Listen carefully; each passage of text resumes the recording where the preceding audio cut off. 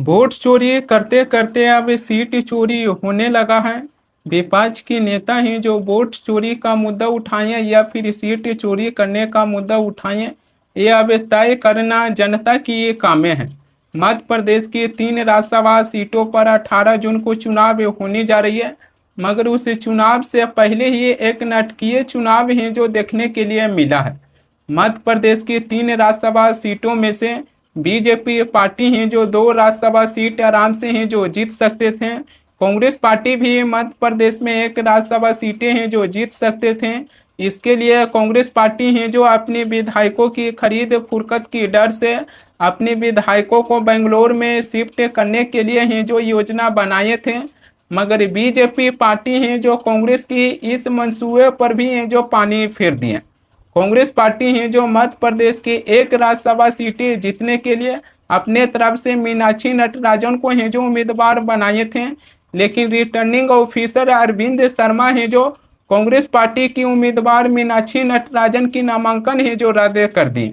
इसके पीछे वजह यह है कि बीजेपी पार्टी है जो रिटर्निंग ऑफिसर से शिकायत किए थे कि कांग्रेस पार्टी की मध्य प्रदेश में राज्यसभा सीट के जो उम्मीदवार मीनाक्षी नटराजन है जो तेलंगाना की हैदराबाद कोर्ट में एक लंबित मामले की जानकारी है जो अपनी शपथ पत्र में छिपाए थे। रिटर्निंग ऑफिसर अरविंद शर्मा कारण बताओ नोटिस जारी कर कांग्रेस के उम्मीदवार से 9 जून शाम 5:30 बजे तक जवाब मांगे थे। कांग्रेस के उम्मीदवार शाम 5:30 बजे के लमसम जवाब भी देते हैं, लेकिन कांग्रेस के उम्मीदवार मीनाक्षी नटराजन रिटर्निंग ऑफिसर को जो जवाब देते हैं उससे रिटर्निंग ऑफिसर अरविंद शर्मा है जो संतुष्ट नहीं थे। इसी के बाद कांग्रेस के उम्मीदवार मीनाक्षी नटराजन की नामांकन है जो रद्द कर दिए। कांग्रेस पार्टी है जो यह दावा कर रहे हैं कि मीनाक्षी नटराजन के खिलाफ कोई एफआईआर या आपराधिक मामला दर्ज नहीं था। इसी के चलते मीनाक्षी नटराजन है जो अपनी शपथ पत्र में इसकी जानकारी देना उचित है जो नहीं समझे। कांग्रेस की राज्यसभा सीट के उम्मीदवार मीनाक्षी नटराजन के खिलाफ कोई भी आरोप है जो साबित नहीं हुआ है, लेकिन इससे पहले ही रिटर्निंग ऑफिसर है जो उनकी नामांकन है जो रद्द कर दिए हैं। सवाल ये भी आ जाता है कि जब कांग्रेस की उम्मीदवार मीनाक्षी नटराजन है जो अपनी राज्यसभा सीट की चुनाव जीतने के लिए नामांकन करवाए थे, तो क्या उस समय रिटर्निंग ऑफिसर को नहीं पता चला कि कांग्रेस की उम्मीदवार मीनाक्षी नटराजन है जो अपनी कोई आपराधिक मामला है जो छुपा रहे हैं, बल्कि बीजेपी के नेता हैं जो इसकी जाके शिकायत किए और बीजेपी के नेता की शिकायत के बाद रिटर्निंग ऑफिसर हैं जो कांग्रेस के उम्मीदवार मीनाक्षी नटराजन की नामांकन है जो रद्द कर दी। कांग्रेस भी मध्य प्रदेश की 1 राज्यसभा सीट जीतने के लिए जी जान है जो लगा दिए हैं।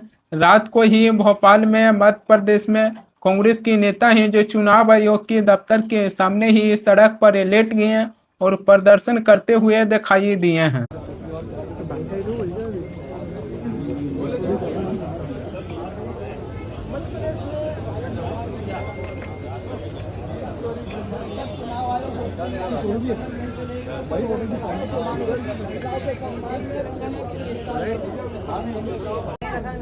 संजय यार बाइक भी आ रही है, किसकी आ रही है? नहीं का चला रहा था, अरे मोबाइल हटाना, लाइट बंद करो। बस 2 मिनट शॉट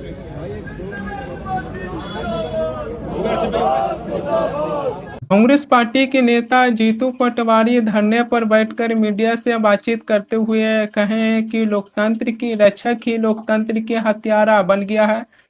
चुनाव आयोग पहले बीजेपी के साथ मिलकर केवल जनता की वोटों की चोरी करते थे, लेकिन अब चुनाव आयोग है जो बीजेपी के साथ मिलकर सीधे तौर पर सीटों पर ही जो डाका डाल रहा है। बात ये लोकतंत्र का रक्षक ही लोकतंत्र का हत्यारा बन गया। निर्वाचन आयोग की जो भूमिका है वो मौलिक अधिकार आम नागरिक के वोट का उसको बचाने की नहीं बची, उसको अगवा करने की बच गई। पहले वोट चोरी की बात थी, अब सीटों पे डाका डल रहा है।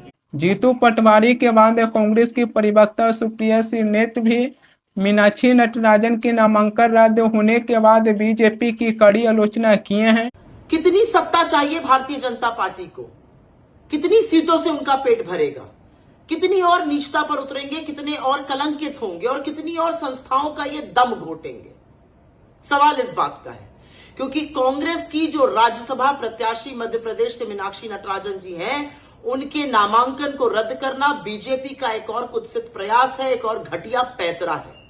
उन्होंने अपने एफिडेविट में कोई बात नहीं छिपाई है, ये सारी कोरी बकवास है। जब भारतीय जनता पार्टी को समझ में आ गया बीजेपी को कि वो हमारे एमएलए तोड़ नहीं सकती है, क्रॉस वोटिंग नहीं करा सकती है, उन्होंने ये घटिया पैतरा पे आमादा हो गए, उस पर उतारू है। संविधान को ताक पर रखकर ये लोकतंत्र की दिन दहाड़े हत्या। मध्य प्रदेश में राज्यसभा की सीटों पर चुनाव होने जा रहा है, लेकिन उससे पहले एक बार समीकरण को जानते हैं कि मध्य प्रदेश में बीजेपी पार्टी कितनी सीटें जीत सकते थे। मध्य प्रदेश में 2023 में विधानसभा चुनाव हुआ। उस विधानसभा चुनाव की नतीजा आया तो बीजेपी पार्टी मध्य प्रदेश की 230 विधानसभा सीटों में से 163 विधानसभा सीटें जीतकर सबसे बड़े पार्टी के रूप में उभरे, बल्कि वहां अपनी सरकार भी बनाई।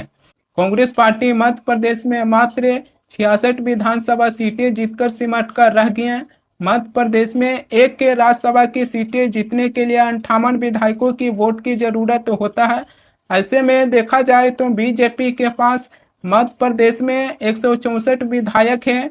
बीजेपी की 116 विधायक हैं जो राज्यसभा के चुनाव में अपनी वोट करते हैं, तो बीजेपी पार्टी मध्य प्रदेश की 2 राज्यसभा सीटें आराम से जीत सकते थे।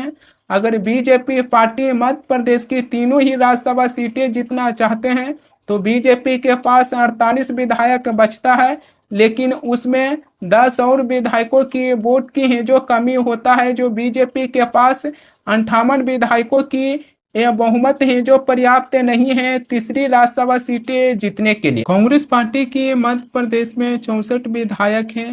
कांग्रेस के विधायक मुकेश मल्होत्रा योग्य हैं, जबकि कांग्रेस के ही विधायक निर्मला बीजेपी के पक्ष में है। अगर इस हिसाब से देखा जाए तो कांग्रेस के 62 विधायक हैं जो मध्य प्रदेश की राज्यसभा सीटों के लिए वोट करते हैं। अगर कांग्रेस के विधायक क्रॉस वोटिंग नहीं करते हैं, कांग्रेस के उम्मीदवार मीनाक्षी नटराजन की नामांकन रद्द नहीं होता, तो इस हिसाब से कांग्रेस पार्टी है जो मध्य प्रदेश में एक राज्यसभा सीटें आराम से जीत सकते थे। लेकिन बीजेपी पार्टी है जो मध्य प्रदेश की तीनों ही राज्यसभा सीटें जीतने के लिए एक नई चाल चलते हुए ये दावा किए कि कांग्रेस के उम्मीदवार मीनाक्षी नटराजन के खिलाफ अदालत में लंबित मामलों की जानकारी है जो अपनी शपथ पत्र में है जो नहीं दी है। अगर इस हिसाब से देखा जाए तो चुनाव आयोग से आज ये भी सवाल पूछा जाएगा कि जब बिहार में विधानसभा चुनाव हुआ था तब मोकामा से बाहुबली विधायक अनंत सिंह के ऊपर दुलारचंद यादव की हत्या करने के हैं जो आरोप लगा था, तो क्या चुनाव आयोग है जो बाहुबली अनंत सिंह के नामांकन है जो रद्द किए थे और उनको चुनाव लड़ने पर है जो रोक लगाए थे, जबकि यह मामला है जो सबसे ज्यादा है जो हाईलाइटेड हुआ था।